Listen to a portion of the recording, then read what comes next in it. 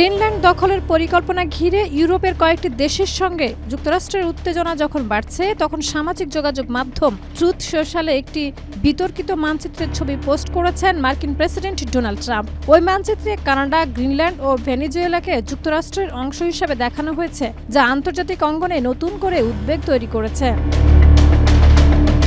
Post করা একটি ছবিতে ওভাল অফিসে ইউরোপীয় নেতাদের সঙ্গে ট্রাম্পের বৈঠকের দৃশ্যের পেছনে যুক্তরাষ্ট্রের রঙে চিহ্নিত কানাডা ও ভেনেজুয়েলা সহ একটি মানচিত্র দেখা যায়। আরেকটি ছবিতে গ্রিনল্যান্ডে মার্কিন পতাকা উত্তোলনের দৃশ্য দেখানো হয়েছে, যেখানে একটি মাইল ফলকে লেখা গ্রিনল্যান্ড মার্কিন অঞ্চল প্রতিষ্ঠিত 2026।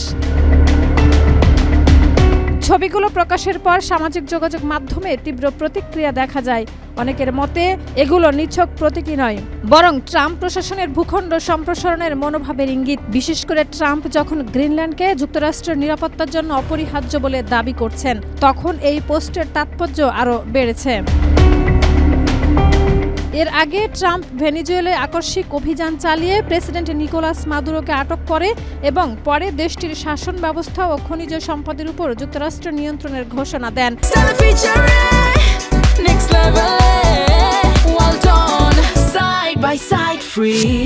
একইভাবে তিনি কানাডাকে যুক্তরাষ্ট্রের 51তম অঙ্গরাজ্য করার প্রস্তাবও দিয়েছেন, যা কানাডা স্পষ্টভাবে প্রত্যাখ্যান করে। 20 জানুয়ারি ন্যাটো মহাসচিবের সঙ্গে ফোনালাপে ট্রাম্প গ্রিনল্যান্ডকে বৈশ্বিক নিরাপত্তার জন্য গুরুত্বপূর্ণ বলে উল্লেখ করেন। একই সঙ্গে তিনি হুঁশিয়ারি দেন, ডেনমার্ক গ্রিনল্যান্ড হস্তান্তরে রাজি না হলে ইউরোপীয় পণ্যের উপরে শুল্ক আরোপ করা হবে।